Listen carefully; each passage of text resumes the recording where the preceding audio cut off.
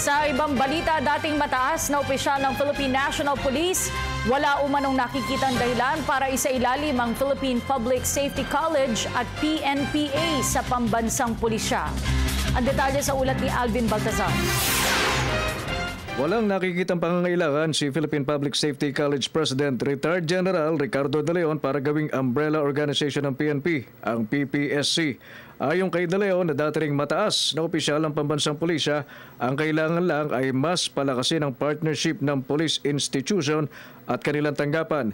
Sinabi ni De Leon na may koordinasyon sila sa PNP at nagpepresenta pa nga sila dito ng mga pagbabagong maaaring gawin sa organisasyon na kanilang inilalakip sa kanilang curriculum, lalo't ang pag-uusapan ay disiplina ng mga pulis. Una nang sinabi ni PNP Chief General Ricardo Marquez na baka abutin pa ng 2 dekada bago magkaroon ng total transformation sa PNP kung hindi mapapasailalim sa kanila ang PPSC, ganun din naman ang Police Academy sa pamamahala ng pambansang pulisya.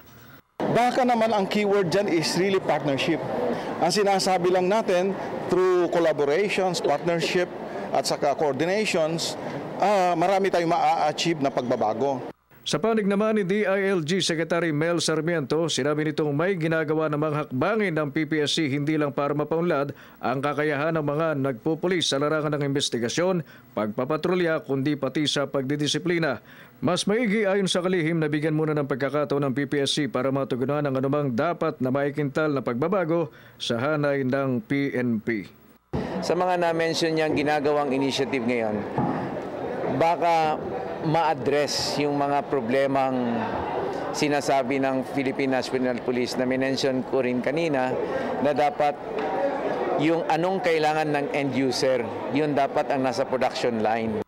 Sa ngayon ay dinidinig na umano ang nasabing akbang sa Technical Working Group sa mababa ng Kongreso na ayon mismo kay Kalihim Sarmiento, tiyak nakakain ng panahon dahil sa kailangang mga prosesong dinadaanan ng isang bill.